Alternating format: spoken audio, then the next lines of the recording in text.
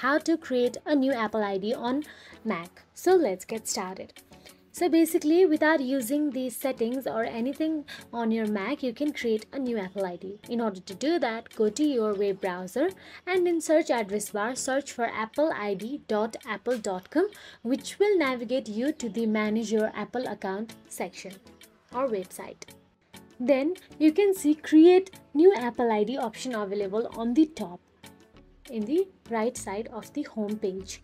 You can see, simply tap on the Create a New Apple ID option available there and fill out any necessary information in there.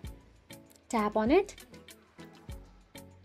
After you tap on it, all you have to do is fill out all the necessary emails, phone numbers, your number, your birthday dates and everything, and you can create your Apple ID very easily through your web browser. So that is it. If you found this video helpful, please like, share and subscribe, and thank you so much for watching.